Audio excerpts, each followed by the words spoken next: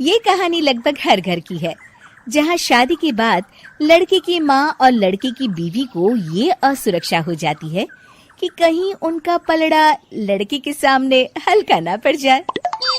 ऐसे में चालाक बहू सास को कैसे देती है जवाब, चलिए देखते हैं इस कहानी में। सौम्या और उसकी सास एक दूसरे से जलन की भावना रखती। दोनों के बीच सिर्फ कंपटीशन था कि आखिर शेखर है किसका। शेखर यानी सौम्या का पति और कंचन बहन का बेटा।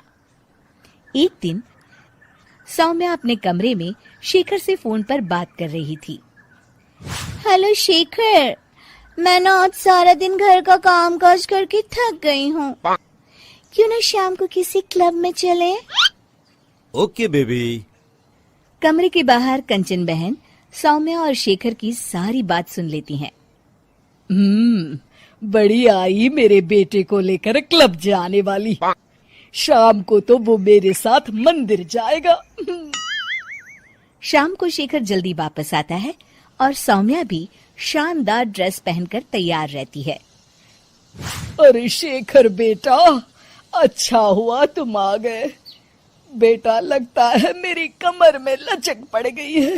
हाय, मैं तो मर गई। अरे माँ, क्या हुआ? मेरी तो सौम्या से बात हुई थी, उसने तो मुझे कुछ भी नहीं बताया। तभी शॉर्ट चमकीली ड्रेस में फुल मेकअप में सौम्या वहां आ जाती है। सौम्या, तुमने ये क्या हाल बना रखा है? माँ की कमर लचक गई है। जल्दी चलो, हमें माँ को डॉक्टर के पास ले जाना है। लेकिन माँ अभी कुछ देर पहले तो ठीक थी।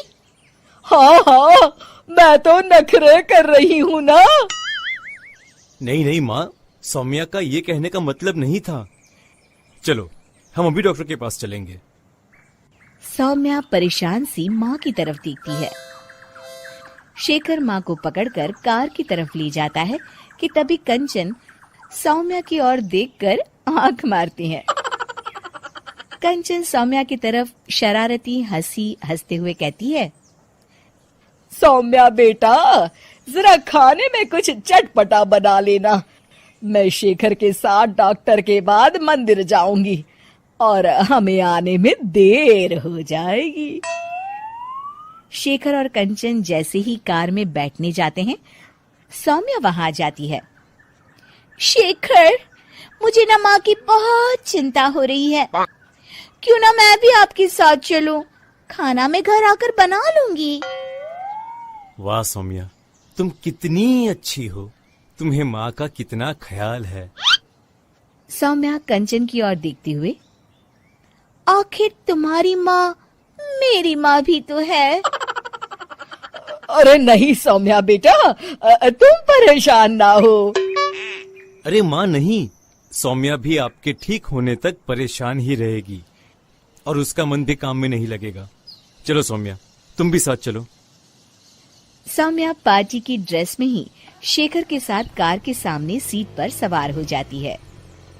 कंचन रास्ते में कहती है, अरे शेखर, ये तो किसी चमत्कार से कम नहीं। क्या हुआ माँ? बेटा, मेरे कमर की लचक तो मानो गायब ही हो गई। सौम्या तो समझ चुकी होती है, लेकिन वो शेखर के सामने अनजान बन जाती है। माँ, ये तो सच किसी चमत्कार से कम नहीं। आपको तो ईश्वर का शुक्रगुजार होना चाहिए। शेखर, चलो हम माँ को सिविल लाइंस के हनुमान मंदिर ले जाते हैं। और देखिए ना, आज मंगलवार भी है। हाँ, क्यों नहीं। लेकिन सौम्या, मैं तो ऑफिस से सीधे यहाँ आ गया हूँ। मैंने तो हाथ मुंह भी नहीं धोए। मैं मंदिर कैसे जाऊंगा? कोई बात नहीं शेखर, मैं और माँ भगवान का शुक्रिया अदा कर आएंगे। चलो अच्छा ही है, ये मेरे साथ रहेगी और मैं मंदिर के भी दर्शन कर लूंगी। रही बात शेखर की, तो अच्छा ही है। अगर वो मेरे साथ नहीं तो इस सौम्या की बच्ची के साथ भी नहीं रहेगा। मंदिर के बाहर काफी भीड़ देखकर कंचन और भी खुश हो जाती है। दर्शन करने में कम से कम 2-3 घंटे तो लग ही जाएंगे। माँ, यहाँ पर तो काफी भीड़ है, यहाँ काफी वक्त लगेगा। चलो यहाँ कल आ जाएंगे। नहीं बेटा, मैं यहाँ से हनुमान जी का शुक्रिया अदा किए बिना नहीं जाऊंगी। वैसे भी मेरा आज सारा दिन का उपवास है, दर्शन करके ही मैं कुछ खाऊंगी बेटा। ये कहकर कंचन कार से उतर जाती है और सौम्या से कहती है, चलो सौम्या, दर्शन कर आए। माँ, मैं तो आपको बताना ही भूल गई, मैं ऐसे कपड़ों में मंदिर कैसे जा सकती हूँ? अरे सौम्या, मैंने तो ध्यान ही नहीं दिया। ये कपड़े तो काफी छोटे हैं, मंदिर में पहनकर जाना ठीक नहीं रहेगा। और बिना दर्शन किए माँ कुछ खाएगी नहीं। अब क्या करें? अरे करना क्या है, माँ दर्शन कर ले, हम यही कार में माँ का इंतजार करेंगे। माँ, आप मंदिर में दर्शन करें, तब तक मैं और सौम्या पास के होटल से कुछ खाकर आते हैं। और हाँ, आपके लिए भी पैक करवा लेंगे। फिर क्या था, निराश चेहरा लिए कंचन मंदिर चली जाती है। सीख, चालाकी उतनी ही अच्छी है जिससे किसी को नुकसान ना पहुंचे, वरना कभी कभी ज्यादा चालाकी नुकसान का कारण भी बन जाती है।